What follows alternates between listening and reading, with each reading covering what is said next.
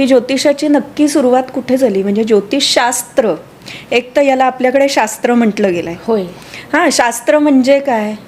आमची जी इन्स्टिट्यूट आहे MIT art design technology विद्यापीठामध्ये, स्कूल ऑफ वैदिक सायन्सेस, या दोघांच्या संयुक्त विद्यमाने निश्चित त्याच्यामध्ये काहीतरी मूलभूत भर घातली जाईल या विचाराने या प्रोग्रॅमची सुरुवात आपण केलेली आहे.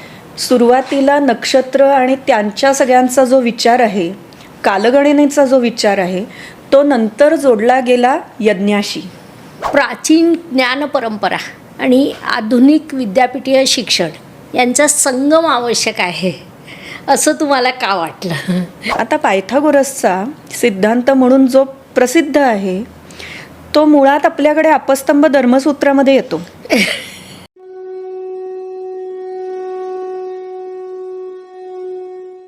नमस्कार. हजारो वर्षापूर्वी आकाशाकडे पाहणाऱ्या माणसाला एक प्रश्न पडला. या ब्रह्मांडाचा, ग्रहतारांचा आणि मानवी आयुष्याचा काही संबंध आहे का? काळ बदलला, तंत्रज्ञान बदललं, पिढी बदलली, मात्र आजही तो प्रश्न तेवढाच जिवंत आहे. कारण या प्रश्नातून निर्माण झाली एक ज्ञान परंपरा, ज्योतिषशास्त्र. ज्योतिषशास्त्र म्हणजे केवळ भविष्यकथन का? तर नाही. काळानुसार या शास्त्राला अनेक बाजू निर्माण झाल्या आणि त्यातून नवनवीन संशोधन आलेत. आज आपण एका वेगळ्या वळणावर, एका वेगळ्या टप्प्यावर आहोत. या पारंपरिक ज्ञानाला आता विद्यापीठाच्या शिक्षणाची जोड मिळणार आहे. विषय अत्यंत सखोल आहे आणि मग या विषयाचं मार्गदर्शन करणारी व्यक्ती ही देखील तेवढीच प्रबळ असावी. तिच्याजवळ त्यापेक्षा अधिक सखोल ज्ञान असावं.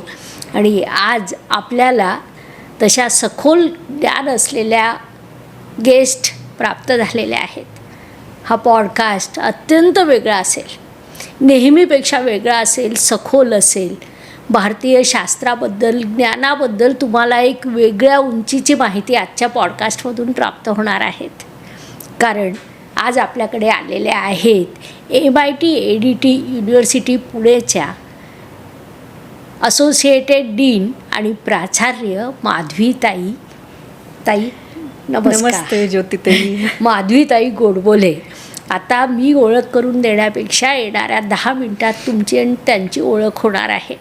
कारण MIT ADT युनिव्हर्सिटी पुणे आणि ज्योती जोशी ज्योतिष इन्स्टिट्यूट इंडिया LLP या दोघांनी कोलॅबरेशनमध्ये भारतीय पारंपरिक ज्ञानाला, शास्त्राला आधुनिक विद्यापीठीय ज्ञान प्राप्त करून देण्याचा प्रयत्न होत आहे. आणि त्यासाठी आपल्याला MITकडून प्रचंड सहकार्य मिळत आहे. तर मी सर्वप्रथम मॅडम यांचं स्वागत करेल. मॅडम, तुमचं आपल्या या चॅनलवर खूप खूप स्वागत. खूप खूप धन्यवाद ज्योतिताई.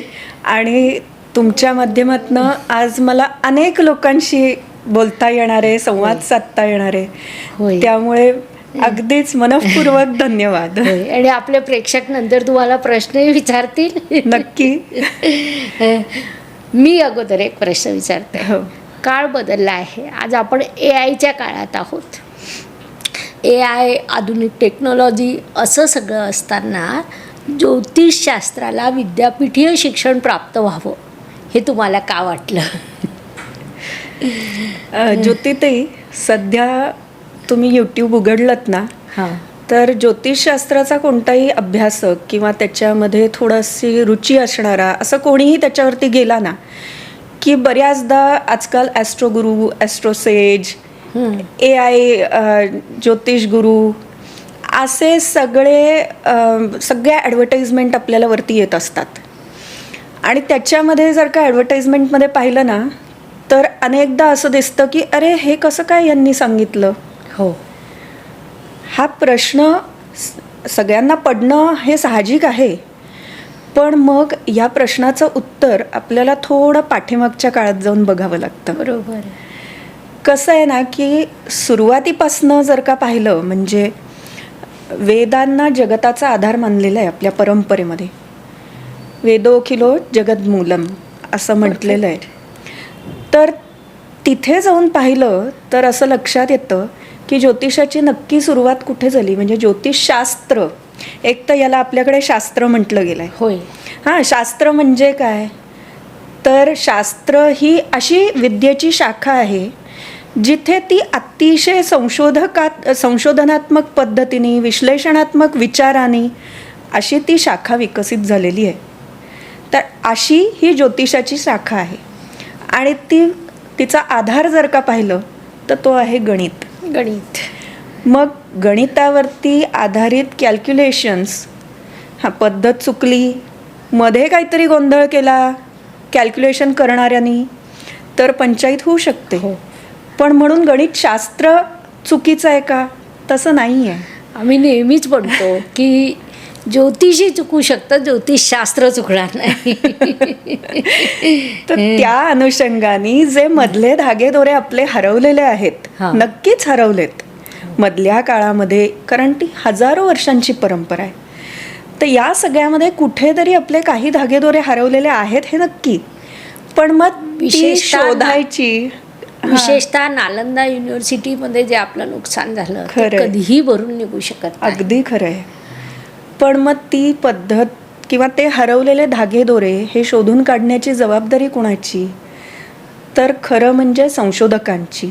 बरोबर. ते संशोधक तयार कसे होणार, तर ते विद्यापीठीय शिक्षणातनं तयार होतील. योग्य. आणि म्हणून या शास्त्राला विद्यापीठीय आधार असावा किंवा तिथे ही शाखा सुरू करावी अशी गरज आहे. अर्थात मी म्हणणार नाही की हे आमचं विद्यापीठ पहिलं विद्यापीठ आहे जिथे ज्योतिषशास्त्राला विद्यापीठीय आधार दिलेला आहे. अजूनही काही विद्यापीठं आहेत जी संस्कृत विद्यापीठं आहेत. पण MIT art design and technology युनिव्हर्सिटीनी, म्हणजे ज्यांचा आधारच, मूलभूत आधार किंवा मूळ तत्वच भारतीय परंपरेला प्रकाशझोतात आणणं, त्या सर्व परंपरेच्या शिक्षणाचा किंवा मूल्यांचा, आधी उपलब्ध असलेल्या ग्रंथांचा आत्ताच्या काळात वापर कसा करता येईल, समाजाभिमुख, मानवतेच्या अभिमुख जाऊन त्याचा वापर, त्याचा उपयोग कसा करता येईल, ह्या मूल विचारांवरती आधारित हे विद्यापीठ आहे. आणि म्हणून इथे हा ज्योतिषशास्त्राचा, संशोधनाचा, शिक्षणाचा प्रोग्राम सुरू करून मला असं वाटतं त्याच्यात नक्कीच आपण, म्हणजे तुमची संस्था डॉक्टर ज्योती जोशी इन्स्टिट्यूट, ज्योतिष इन्स्टिट्यूट इंडिया LLP, आणि आमची जी इन्स्टिट्यूट आहे MIT आर्ट डिझाईन टेक्नॉलॉजी विद्यापीठामध्ये, स्कूल ऑफ वैदिक सायन्सेस, या दोघांच्या संयुक्त विद्यमाने निश्चित त्याच्यामध्ये काहीतरी मूलभूत भर घातली जाईल या विचाराने या प्रोग्रॅमची सुरुवात आपण केलेली आहे. खूपच छान. असं म्हणतात की ज्याचा उद्देश चांगला ते कार्य चांगलं आणि ते यशस्वी होणारच. खरंच यशस्वी होईलच. मॅडम, एक प्रश्न विचारते. आज सामान्य माणसांच्या दृष्टीने ज्योतिषशास्त्र म्हणजे भविष्य पाहणं, परंतु विद्यापीठ जेव्हा या शास्त्राकडे बघतंय आणि नवीन विद्यार्थी तुम्ही घडवणार आहात, तेव्हा विद्यापीठाची यामागे नेमकी भूमिका काय आहे, की ज्योतिषशास्त्र म्हणजे नेमकं काय? मी आत्ताच जसं म्हटलं की ज्योतिषशास्त्राची सुरुवात मुख्य गणितीय मूलाधारातनं झाली असं. आता जेव्हा ज्योतिषशास्त्राकडे आपण बघतो आहोत तेव्हा विद्यापीठीय दृष्टिकोनातनं बघताना आपल्याला त्याचे सगळे मुद्दे, सगळे आस्पेक्ट्स हे लक्षात घ्यावे लागतात. म्हणजे ज्योतिष म्हणजे फक्त फलज्योतिष किंवा पत्रिका बघणं असं न करता ते मुळात निर्माण कसं झालं, वाढत कसं गेलं, त्याचा उद्देश काय होता, हे जेव्हा समजून घेतलं जातं ना, तेव्हा त्या विषयाकडे पाहण्याची नजर बदलते, आपली दृष्टिकोन बदलतो आपला. तर त्यामुळे ते आधी समजून घेणं खूप गरजेचं आहे. जसं मगाशी आपण पुन्हा एकदा म्हटलं, संदर्भ दिला की वेदातनं तिथपासनं अनेक गोष्टी, म्हणजे बीजरूपाने तिथे अनेक गोष्टी दिसतात आणि तिथनं अनेक गोष्टींचा, अनेक शाखांचा, विद्यांचा विकास आपल्याला होताना दिसतो. तर ते होताना मूळ हे सुरू कुठनं झालं असं जर का पाहिलं तर आकाशातले जे ग्रहतारे आहेत त्यांच्या गती, त्यांच्या रचना, नक्षत्रांचे म्हणजे ते कसे आहेत, त्यांची मांडणी, तारासमूह तो कसा आहे, हे सगळं पाहण्यापासूनची ती सुरुवात आहे. ही एक गोष्ट. दुसरी गोष्ट आहे कालगणना. होय. हां, म्हणजे दिवस, रात्र, अहोरात्र, महिना, ऋतू, वर्ष आणि मग युग, इथपर्यंत ते जातं. आणि नुसतं दिवसापासनं सुरू होत नाही, तर काळाचं अतिशय छोटं युनिट काय आहे हे सुद्धा येतं एकूण परंपरेमध्ये. हळूहळू त्याचा विकास होत गेलाय. म्हणजे असं नाही की पहिल्याच ग्रंथामध्ये आपल्याला या सगळ्या गोष्टी सापडतात, पण हळूहळू ते विकासाचे टप्पे दिसतात. सुरुवातीला नक्षत्र आणि त्यांच्या सगळ्यांचा जो विचार आहे, कालगणनेचा जो विचार आहे, तो नंतर जोडला गेला यज्ञाशी. योग्य मुहूर्तावरती योग्य कामं झाली तर त्याची फळं चांगली मिळतात. कारण आपल्याला कुठल्याही कर्म आपण करतो कशाला काम, आपल्याला हवा तो रिझल्ट मिळायला पाहिजे. मग तो मिळण्यासाठी म्हणून योग्य वेळेवरती योग्य काम झालं पाहिजे. बरोबर आहे. हां, म्हणजे साधं उदाहरण देते मी तुम्हाला की योग्य वेळेला योग्य काम का व्हावं लागतं. असं समजू की एखादी ऑटोमोबाईल इंडस्ट्री आहे आणि त्याची लाईन चालू असते की नाही. मग त्या लाईनवरती काय असतं की प्रत्येकजण एक एक पार्ट त्याला जोडत जातो आणि ते त्या वेळेतच काम पूर्ण व्हावं लागतं. ते तसं नाही झालं तर चुकतं आणि अपेक्षित परिणाम साधत नाही. बरोबर.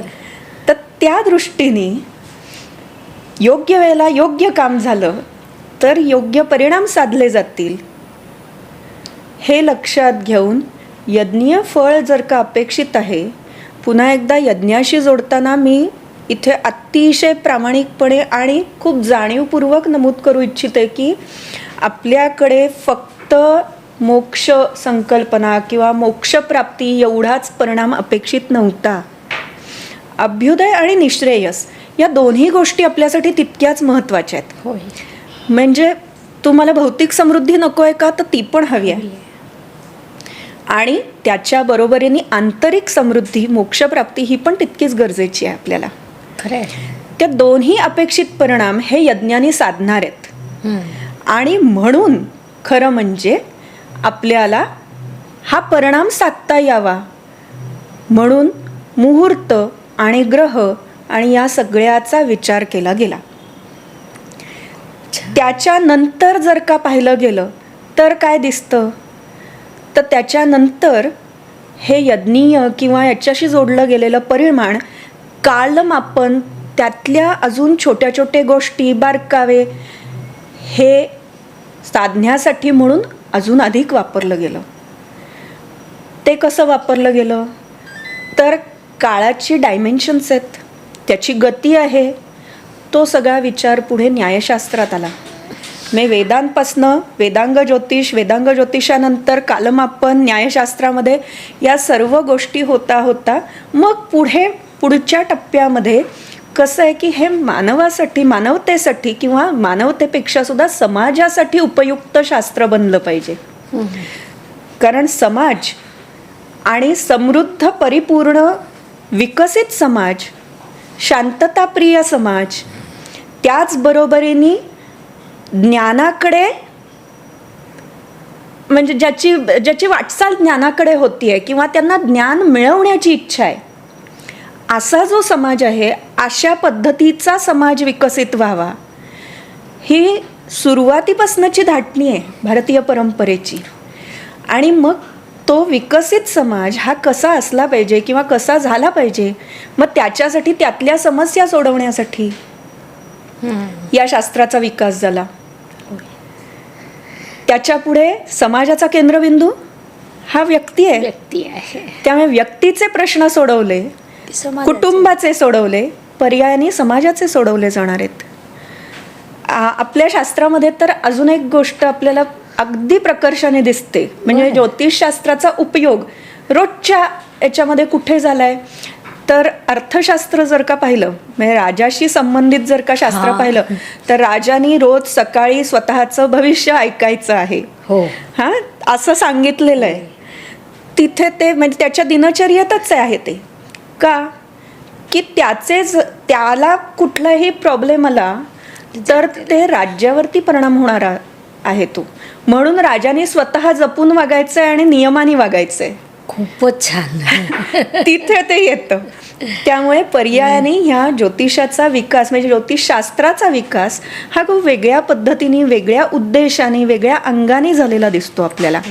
आणि मग त्याचे आजूबाजूचे परिणाम किंवा बाय प्रॉडक्ट असं म्हणू आपण, तर मग ते फलज्योतिष आहे. मग फलज्योतिष पाहायचं तर कुंडली रचना आहे, ग्रह विचार आहेत, राशी विचार आहेत, ग्रहांचे व्यक्तीवरती होणारे परिणाम आहेत.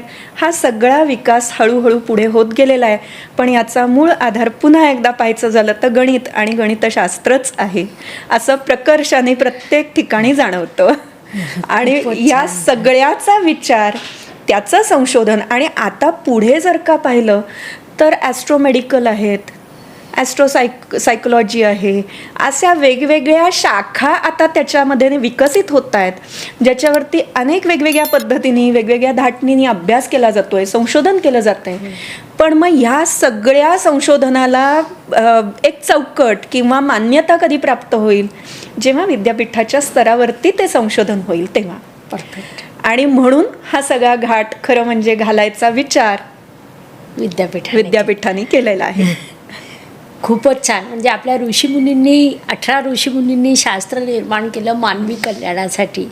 त्याच्यात प्रत्येकाने आपापली समिधा टाकली, शास्त्र पुढे येत राहिलं, प्रश्न आले, त्यातून मार्ग निघत राहिलं. आणि आज विद्यापीठाकडून ही जी समिधा या शास्त्राला प्राप्त होते ते एक उंची नेणार आहे.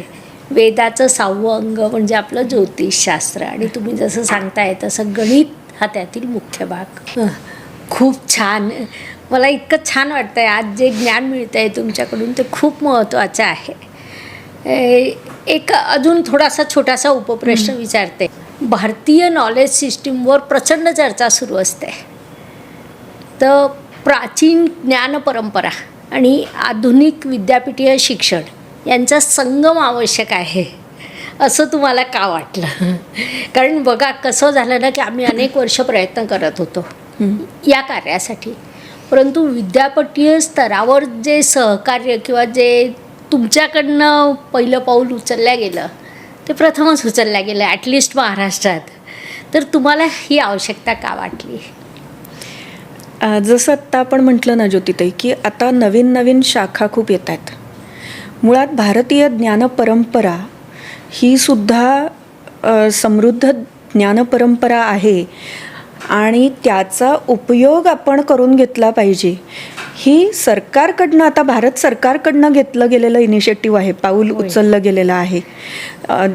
नॅशनल एज्युकेशन पॉलिसी ही जी आहेत आत्ता आलेली आहे त्याच्या अंतर्गत सर्व शाखांनाच आता ते म्हणजे घ्यावंच लागतं.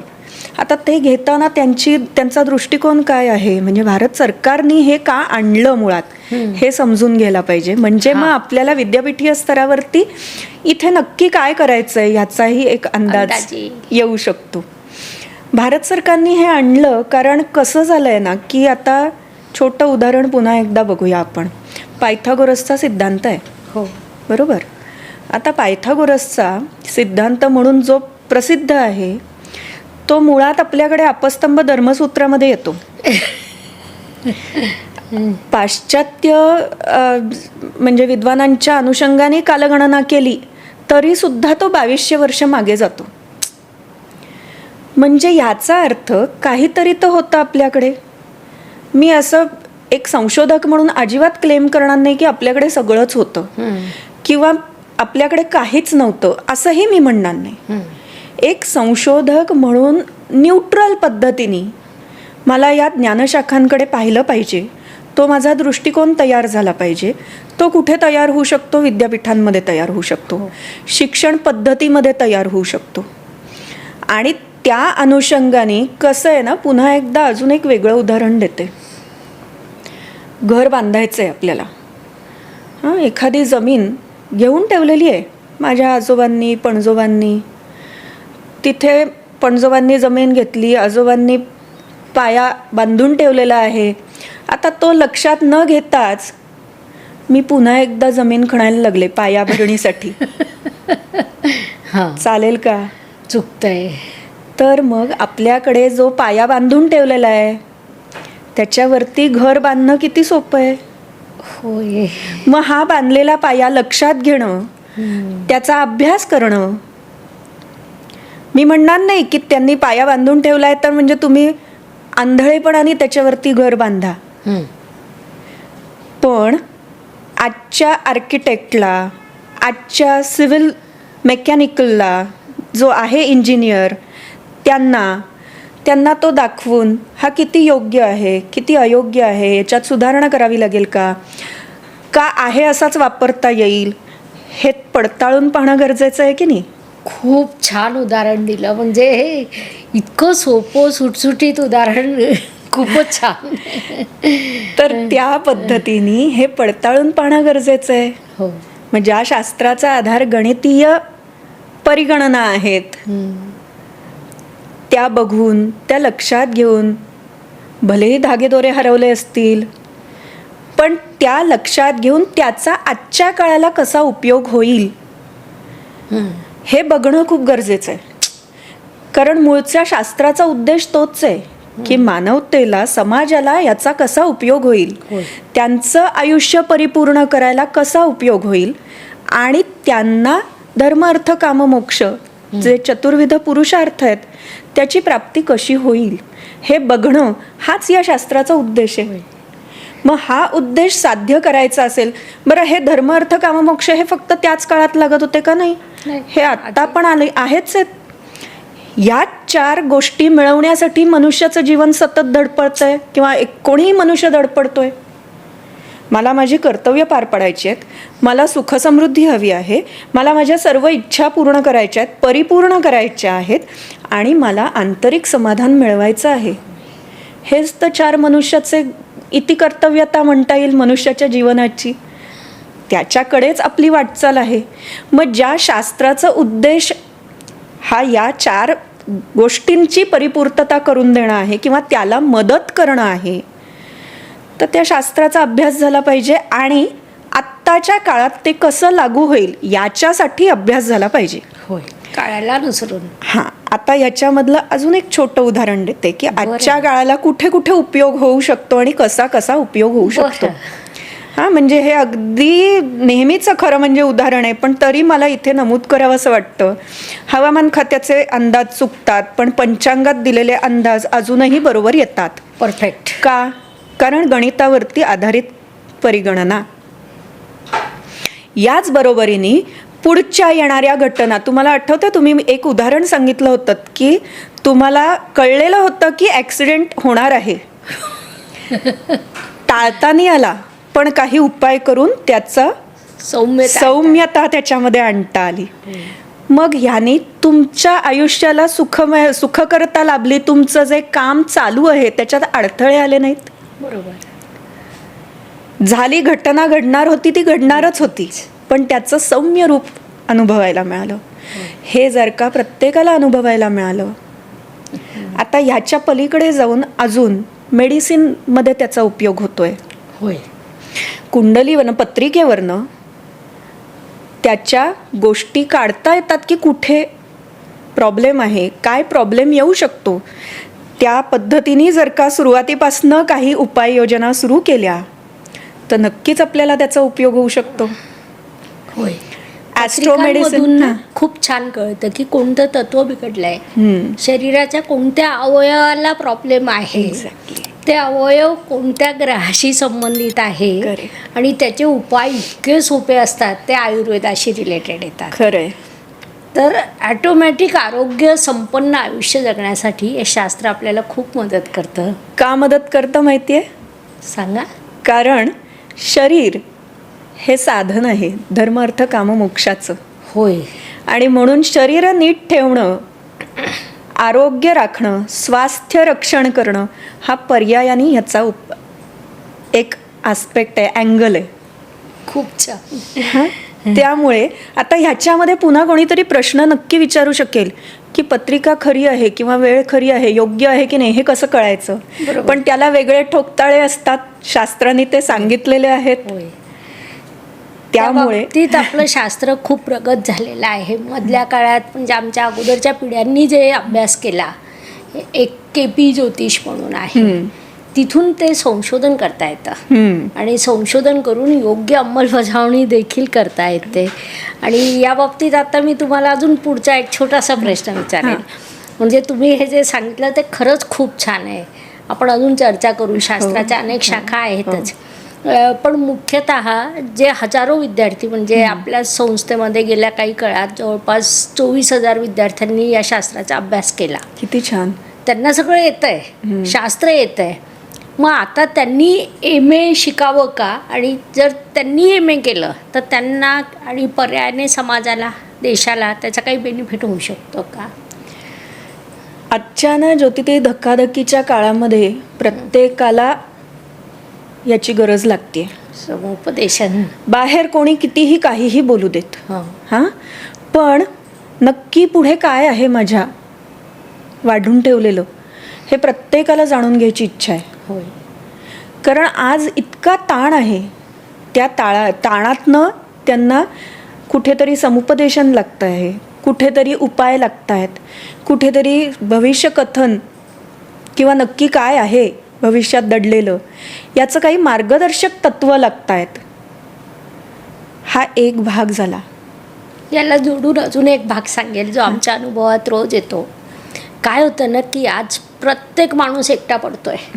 त्यांना एक आपला माणूस हवा असतो आणि ॲस्ट्रोलॉजर ती भूमिका खूप उत्तम निभवतो. अगदी खरी गोष्ट आहे. कारण तुमच्याकडे उपाय असतात. हा, आणि त्यांच्या आयुष्याचं चित्र असतं. खरं आहे. हो. आणि ऐकून घ्यायची पण तयारी असते. हो. आज लिसनर कमी आहेत, बोलणारे खूप असतील, ऐकणारे कान कमी आहेत. जे आम्ही भारतीय मानसशास्त्र विभागामध्ये पण आम्ही तेच सांगतो काउन्सिलर्सना. बरं. जेव्हा सायकोलॉजिस्ट आमच्याकडे तयार होत असतात, ऐकून घेणं समोरच्याचं हा खूप महत्त्वाचा भाग असतो. ते या माध्यमातनं.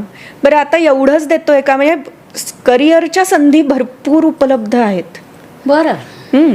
पण ह्याच्या बरोबरीने मग संशोधक म्हणून पण तुम्ही काम करू शकता, तुम्ही शिक्षक म्हणून काम करू शकता, तुम्ही भारतीय ज्ञानपरंपरेचे एक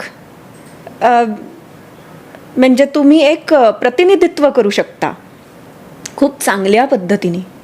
समाजामध्ये तुमच्याकडे पाहण्याचा दृष्टिकोन वेगळा असतो, एक आदरयुक्त स्थान तुम्हाला असतं समाजामध्ये, सन्मानाचं स्थान असतं.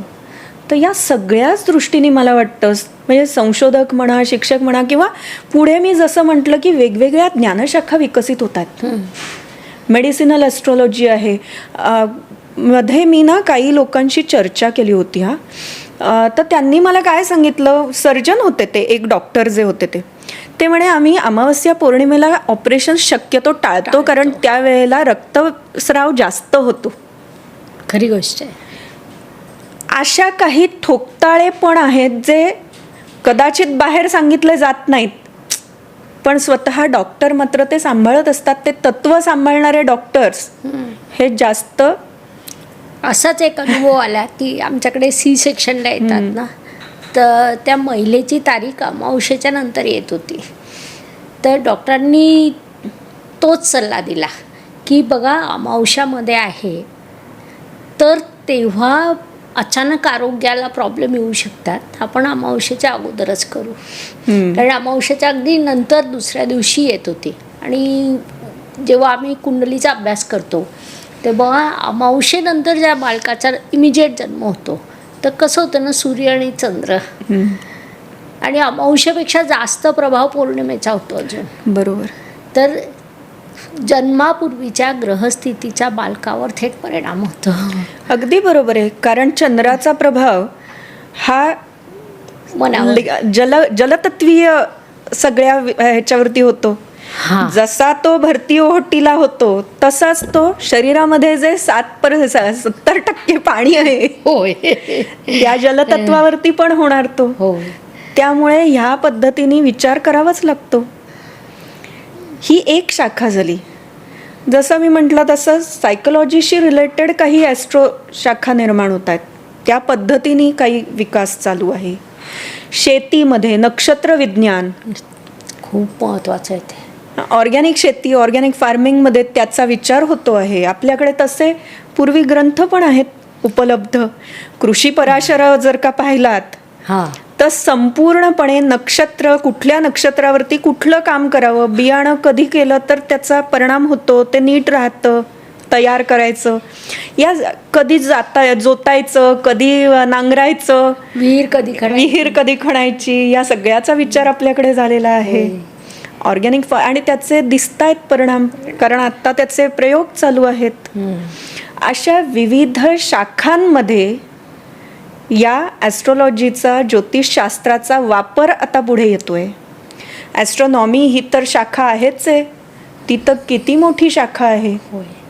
त्याचं अजूनही तितकं मोजमाप, तितक्या चांगल्या पद्धतीने अभ्यास हा झालेला नाही आहे आपल्याकडे, म्हणते मी, प्राचीन ग्रंथांमधून. ॲस्ट्रॉनॉमी हे भारतीय संस्कृतीने जगाला दिलेलं खूप मोठी देणगी आहे. कारण ज्या काळात ॲस्ट्रॉनॉमी भारतात सांगितल्या गेली, ग्रहणाची परफेक्ट तारीख किंवा जमिनीपासून सूर्याचं अंतर, तेव्हा यांच्याकडे साधे दुर्बीण नव्हते. त्यांनी कोणत्या आधारावर हे संशोधन केलं ते सुद्धा आपल्याला माहिती नाही. पण आजही जमिनीपासून सूर्याचं अंतर, जे हनुमानजींनी जेव्हा उडी मारली तिथे लिहिलेलं आहे, लिखित आहे, प्रूफ आहे. तर ॲज इट इज मॅच होत आहे. सूर्यप्रकाशाचा वेग आपल्याला माहिती आहे, परफेक्ट. तेही ग्रंथांमध्ये आहे, तेही आपल्या ग्रंथांमध्ये आहे. हो. तर असे वेगवेगळे संदर्भ. आता याच्यामध्ये ना पुन्हा एक छोटीशी गोष्ट इथे मला नमूद करायला आवडेल, की कसं आहे ना, की हे ज्ञान सांगायचं किंवा ते ग्रंथरूपाने मांडायचं म्हणून कदाचित ते आलेलं नसेल. कदाचित जाता जाता येणारे संदर्भ असतील वेगळ्या अनुषंगाने. काही गोष्टींमध्ये शास्त्रग्रंथ म्हणून उपलब्ध आहेत, काही गोष्टींमध्ये हे अनुषंगाने आलेलं तत्वज्ञान आहे किंवा अनुषंगाने आलेले सिद्धांत आहेत. आपल्याला ते पडताळून पाहणं हे खूप गरजेचं आहे. आता पडताळून बघताना पुन्हा एकदा हे लक्षात घेतलं पाहिजे की त्यावेळेची आकाशीय स्थिती थोडी वेगळी होती, आत्ताची आकाशीय स्थिती ही वेगळी आहे.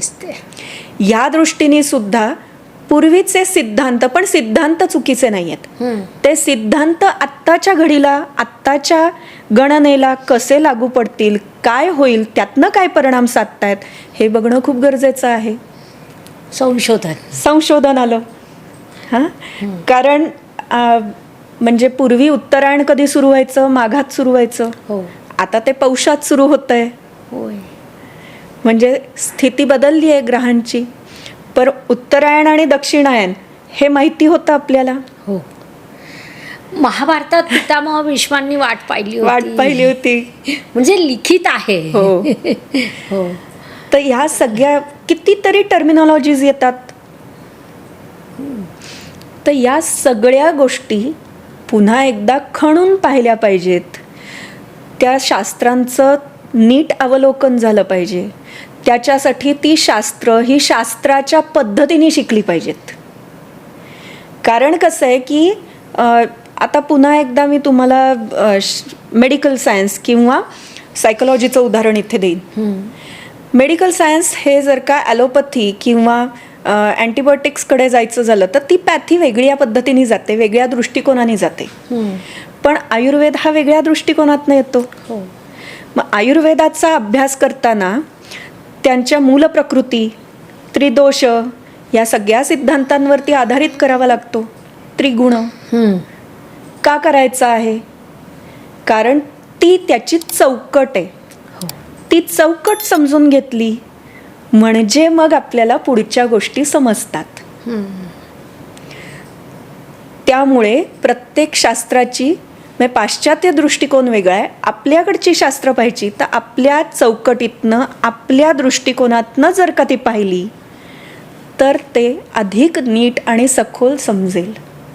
आणि म्हणून आपल्या पद्धतीने, आपल्या शास्त्राचा, आपल्या दृष्टिकोनाने, आपल्या म्हणजे व्यक्तिसापेक्ष नव्हे, त्या शास्त्राने सांगितलेल्या पद्धतीने. आपल्याकडे ना प्रत्येक शास्त्राच्या शेवटी किंवा सुरुवातीला हे सांगायची पद्धत आहे की हे शास्त्र तुम्ही कसं पहा, कसं वाचा. हो, त्या दृष्टीने हे पाहिलं गेलं पाहिजे, म्हणजे त्यातले अनेक सिद्धांत आपल्याला उलगडतील. किंवा जिक्सॉ पझल असतं ना, तसं या शास्त्राचं जिक्सॉ पझल आपल्याला सुटेल. होय, असा तो प्रकार आहे. आणि हे सगळं विद्यापीठात सहज होऊ शकेल. म्हणूनच त्याला विद्यापीठ पाहिजे. होय, नक्की. खूपच छान. आता मी जरा थेट प्रश्न विचारते. हो. MA इन ॲस्ट्रॉलॉजी म्हणजे नेमकं काय, आणि या अभ्यासक्रमात आपण विद्यार्थ्यांना नेमकं काय देणार आहोत, त्यांना कोणत्या व्यावसायिक अपॉर्च्युनिटी प्राप्त होणार आहे, या दृष्टीने आपण थोडं विश्लेषण करा. नक्कीच ज्योतिताई. कसं आहे की मास्टर्सची डिग्री आहे ही. हां, म्हणजे पोस्ट ग्रॅज्युएशनची डिग्री आहे. ज्यांनी कोणत्याही शाखेमध्ये बॅचलर्स पूर्ण केलेलं आहे, अंडर ग्रॅज्युएशन, त्या विद्यार्थ्यांना याच्यामध्ये प्रवेश घेता येणार आहे. आणि त्याच्यामध्ये जर का समजा त्यांनी ज्योतिषाचे छोटे मोठे कोर्सेस केलेले असतील तर त्यांना अधिक ते चांगल्या पद्धतीने ग्रहण करता येईल. त्यामुळे त्या दृष्टीने विद्यार्थ्यांनी इथे प्रवेश घ्यावा, ज्या अनुषंगाने थोडं आपण ज्याला ॲडव्हान्स्ड नॉलेज असं म्हणू ज्योतिषशास्त्रातलं, ते त्यांना मिळवता येणार आहे इथे. मग त्याच्यामध्ये आपण त्यांना काही फाउंडेशनल किंवा कोर कोर्सेस ज्याला म्हणतो, आता हे सगळं मी थोडंसं नॅशनल एज्युकेशन पॉलिसी, जे राष्ट्रीय शिक्षण धोरण आहे, शैक्षणिक धोरण आहे, त्यांच्या संज्ञेमध्ये पण थोडंसं मी मांडते. म्हणजे मग आपल्याला अजून म्हणजे त्यांनाही ती परिभाषा कळेल आणि आपल्यालाही थोडंसं त्या अनुषंगाने आपण कुठे जातोय, कसं हे विकसित करतोय असंही लक्षात येईल. तर कोर कोर्सेस म्हणजे ज्योतिषातले अगदी गरजेचे, आवश्यक असे जे कोर्सेस आहेत, ते कोर्सेस आपण देतो आहोत. जसं की आहे ग्रह राशी भाव आहे, कुंडली रचना आहे, या सगळ्याचा विचार त्यांना मिळायला पाहिजे किंवा माहिती असला पाहिजे. मग त्याच्या जोडीने संस्कृत ग्रंथ त्यांना हाताळायचे आहेत काही, कारण संशोधन करायचं असेल तर ते हाताळावेच लागतील. त्या दृष्टीने संस्कृत परिभाषा किंवा त्यातल्या संज्ञा ज्योतिषशास्त्राशी निगडीत असं आपण शिकवणार आहोत.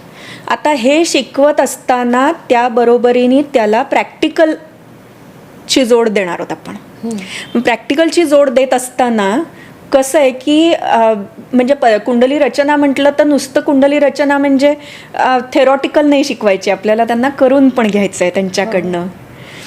त्याच्यानंतर त्याचबरोबरीने म्हणजे असे काही कोर कोर्सेस आपण प्रत्येक सेमिस्टरमध्ये देणार आहोत. आता हा मास्टर्सचा असल्यामुळे एकूण 4-6 महिने त्याच्यात असतील, 4 सत्र असतील, म्हणजे 2 वर्षाचा हा प्रोग्राम असेल. बरोबर. त्यामध्ये या वेगवेगळ्या संज्ञा म्हणजे हे सगळे कोर कोर्सेस होतील, काही इलेक्टिव्ह कोर्सेस असतील. बरं.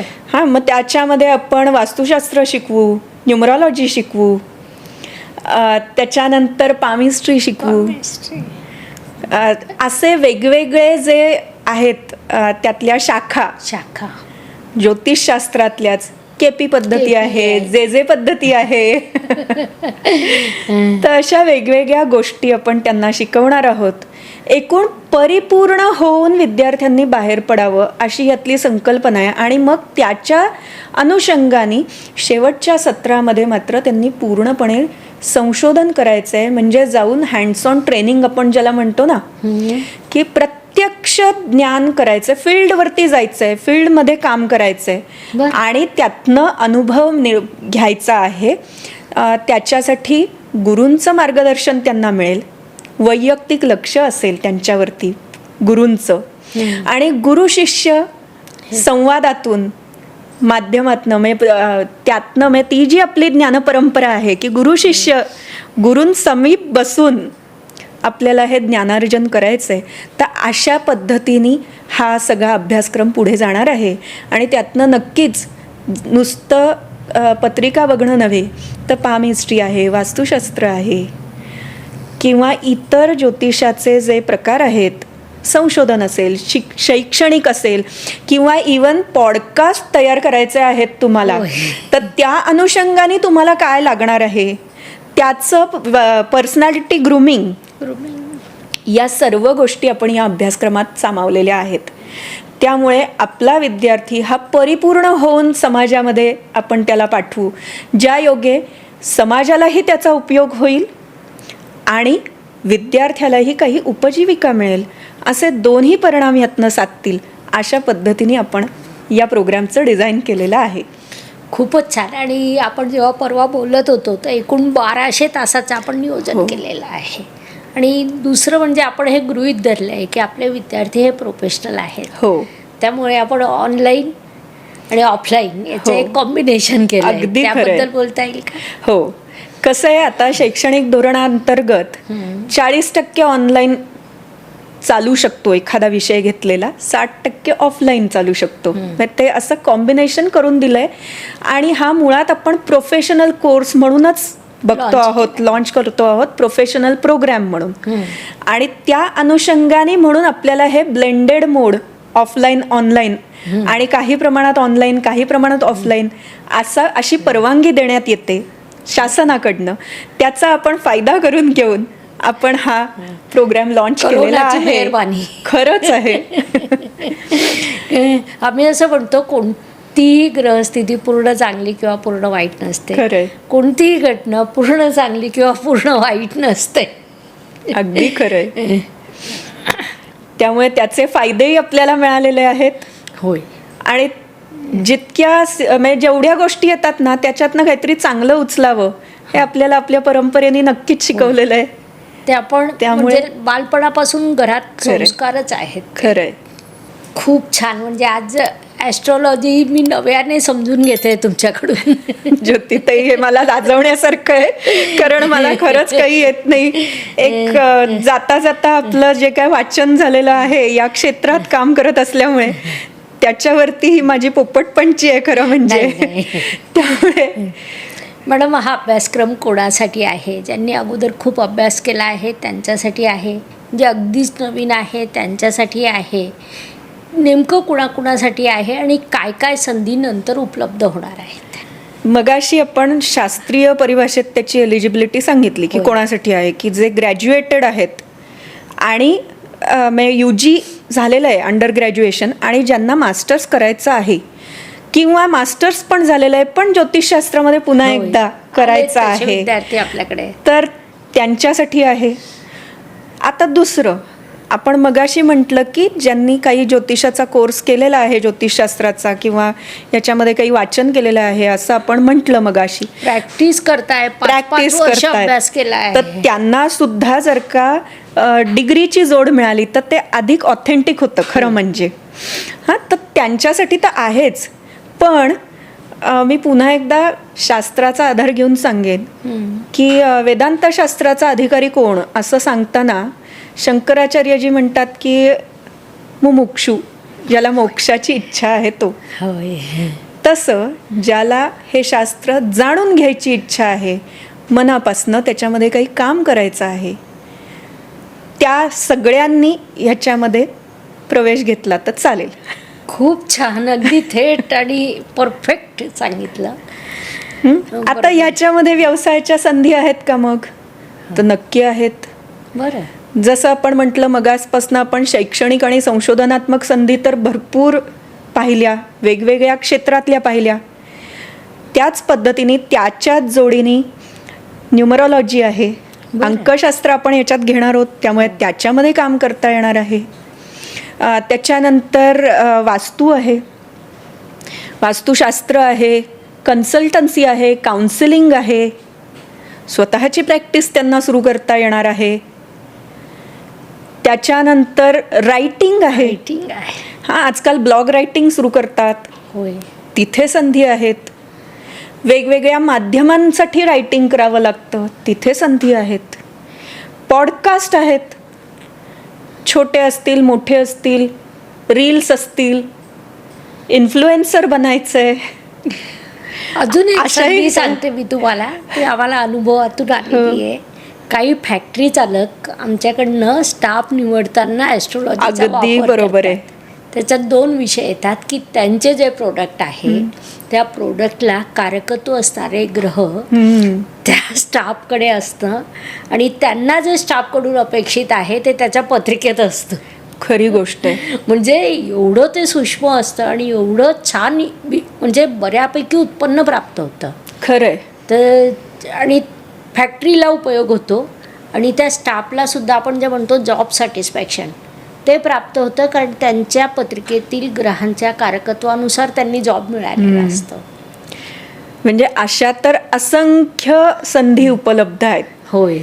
फक्त मनापासनं नीट आणि शास्त्र जाणून घेऊन काम करायची आवश्यकता आहे. परफेक्ट. आता जाता जाता महत्त्वाचा प्रश्न, आपण जे कोलॅबरेशन केलेलं आहे त्या कोलॅबरेशनवर तुम्ही काहीतरी बोलावं. पुन्हा एकदा मी राष्ट्रीय शैक्षणिक धोरणाचा आधार घेईन ज्योतिताई. जेव्हा राष्ट्रीय शैक्षणिक धोरण आलं तर त्यावेळेला विचारवंतांना हे नक्की जाणवलं की फक्त संस्कृतचा अभ्यासक किंवा फक्त शास्त्रांचा अभ्यासक हा दोन्हीमध्ये काम नाही करू शकणार, किंवा ते काम त्या पद्धतीने मांडलं जाऊ शकत नाही, सांगितलं जाऊ शकत नाही, त्याला परिपूर्णता येत नाही. संस्कृत असेल, प्राचीन भारतीय भाषा असतील, यामध्ये अनेक गोष्टी उपलब्ध आहेत. त्या दृष्टीने आत्ता त्या शास्त्रामध्ये काम करणारा कोणीतरी आणि प्राचीन ज्ञानपरंपरेमध्ये काम करणारा कोणीतरी, या दोघांनी एकत्र येऊन हे काम पुढे नेलं पाहिजे. ग्रेट.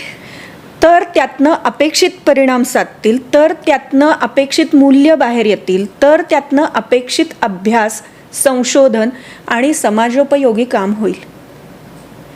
त्या अनुषंगाने ज्योतिषशास्त्राचा अतिशय चांगल्या पद्धतीने मूलगामी अभ्यास असणारा कोणीतरी आणि त्याला शैक्षणिक चौकटीमध्ये बसवताना तिथले जाणकार, होय, अशा दोघांनी एकत्र येऊन, त्या भाषा समजणारे जाणकार, याच्या दोघांनी एकत्र येऊन काम करायची गरज आहे. आणि म्हणून माझ्या दृष्टीने या कोलॅबरेशनला अतिशय महत्त्व आहे. कारण समाजोपयोगी शिक्षणाचा आधार काय आहे, किंवा कुठल्याही सिद्धांतांचा किंवा कुठल्याही म्हणजे कुठलंही काम कार्य उभं राहायचं असेल तर ते कुणासाठी आहे, तर समाजासाठी आहे. आणि मग त्या समाजाला परिपूर्णतेने त्याचा उपयोग होईल याच्यासाठी ज्या ज्या गोष्टी आवश्यक आहेत त्या गोष्टी करणं खूप गरजेचं आहे. आणि म्हणून हे कोलॅबरेशन हे विद्यापीठाच्या दृष्टिकोनातनं सुद्धा आम्हाला तितकंच महत्त्वाचं वाटतं. आणि याच दृष्टिकोनातनं मला असं वाटतं जे आपले एक्झिक्युटिव्ह प्रेसिडेंट आहेत, होय, प्रोफेसर डॉक्टर मंगेश कराडजी, ग्रेट, त्यांनी हा इनिशिएटिव्ह उचलून धरला, परिपूर्ण सहाय्य केलं, होय, आणि पुढेही करत राहतील. तर हे का झालं? कारण समाजोपयोगी काम जेव्हा ज्योतिताई आम्ही तुमच्या कार्यक्रमाच्या इथनं बाहेर पडलो ना, बरं, तेव्हा सर मला असं म्हणले की धर्मो रक्षति रक्षितः. वा. तर ही जी त्यांची दृष्टी आहे मोठी आहे खूप. त्यामुळे भारतीय परंपरेचं, तिथल्या तत्वज्ञानाचं, तिथल्या ज्ञानपरंपरांचं रक्षण होणं, ते रक्षण करणं, त्याच्यात संशोधन करणं, ते वाढवणं हे अतिशय गरजेचं आहे. आमचं जे स्कूल ऑफ वैदिक सायन्सेस आहे ते ह्या दृष्टिकोनातनं त्याची नीव रखणं आपण म्हणतो ना, त्याचं स्थापनाच या दृष्टिकोनातनं केली गेलेली आहे की आपल्या ज्या ज्ञानपरंपरा आहेत त्या आत्ताच्या काळात आधुनिक युगामध्ये कशा वापरता येतील, त्यासाठीचं जे ज्ञान होणं गरजेचं आहे किंवा अपेक्षित आहे, त्या दृष्टिकोनातनं हे पुढे गेलं पाहिजे. हा दृष्टिकोन जे माईर्सचे संस्थापक आहेत प्रोफेसर डॉक्टर विश्वधर्मी विश्वनाथ कराडजी, त्याच्यानंतर डॉक्टर भटकर, विजय भटकरजी, प्रोफेसर श्रीनिवास वरखेडीजी, बरं, प्रोफेसर डॉक्टर मंगेश कराडजी, या सगळ्यांनी तो दृष्टिकोन लक्षात घेऊन ह्या स्कूलची या इन्स्टिट्यूटची स्थापना केलेली आहे, स्कूल ऑफ वैदिक सायन्सेस. आणि त्यामुळे हा सगळा दृष्टिकोन वाढीला लागावा याच दृष्टीने ही स्कूल असल्यामुळे आणि त्या दृष्टीने ते कार्यरत असल्यामुळे प्रत्येक विविध क्षेत्रामध्ये आपल्या मूलगामी परंपरांचा आपण काय उपयोग करून घेऊ शकतो आणि त्याचा समाजोपयोगी वापर कसा होऊ शकतो, हाच दृष्टिकोन प्रत्येक बाबतीत असतो. आणि त्याच दृष्टिकोनाने आम्ही हे कोलॅबरेशन खरं म्हणजे केलेलं आहे. खूप छान. 3 शब्दांमध्ये त्यांनी व्यक्त करून टाकलं, धर्मो रक्षती रक्षती. मला आठवतं त्या दिवशी, कार्यक्रमाच्या दिवशी सर तुम्ही ज्या आपुलकीने कार्यक्रमात इन्व्हॉल्व झाला होतात, खूप छान अनुभव होता तो देखील एक. खूप छान. आता आपण आपल्या विद्यार्थ्यांसाठी एक छोटासा संदेश द्यावा असं मला अपेक्षित आहे. खरं म्हणजे ज्योतिताई, मी इतकी मोठी नाही की मी विद्यार्थ्यांना कोणाला तरी संदेश द्यावा, पण मी अजून स्वतःला विद्यार्थीच समजते. आणि खरंच आहे ते, कारण इतका मोठा ज्ञानसागर आहे, अथांग ज्ञानसागर आपल्या समोर पसरलेला आहे. आणि अक्षरशः आपण म्हणू शकतो की फक्त पाय ओले झालेत इतपतच मी म्हणू शकते. जेव्हा की मी साधारण एक 20-22 वर्ष या क्षेत्रामध्ये काम करते आहे, तेव्हा असं लक्षात येतं आहे की फक्त पाय ओले झालेले आहेत, बाकी सगळा समुद्र अथांग आपल्यासमोर पसरलेला आहे. आणि एक एक शास्त्र अख्खं आयुष्य वाहून गेलं तरीसुद्धा परिपूर्ण म्हणजे शिकू शकत नाही आपण, इतकं ज्ञान आहे. तेव्हा फक्त हा एक वडिलांचा खांदा आहे हे आपण खूप लक्षात घेऊन त्या खांद्यावरती बसूया, म्हणजे पुढचं खूप दिसू शकतं आपल्याला. आपल्याला दृष्टी खूप पुढपर्यंत जाऊ शकते आपली असं वाटतं.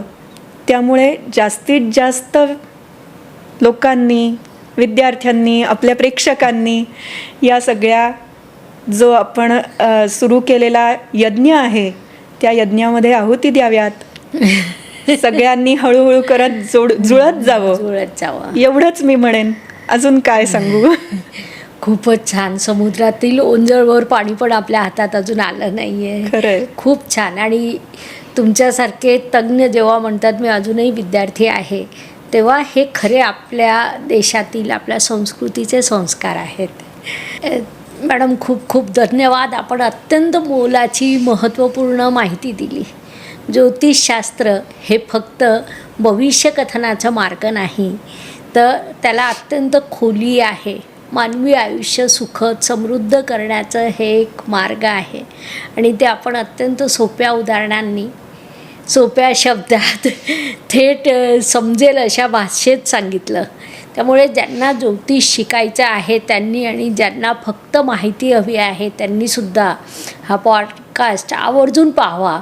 तुमचे विचार कमेंटमध्ये लिहावे, कारण जसं आता मॅडम म्हणाल्या की अथांग समुद्र आहे आणि त्यातली एक शाखा म्हणजे आपलं जस्ट पाय ओलं होणं. त्या ज्ञानाचा अभ्यास करणं हे आपल्यासाठी अत्यंत महत्त्वाचं आहे. मॅडम, आपण आपल्या अत्यंत व्यस्त दिनचर्येतून वेळ काढून इथे आलात, त्याबद्दल ॲस्ट्रोगुरू डॉक्टर ज्योती जोशी या परिवारातर्फे आपले मनपूर्वक आभार.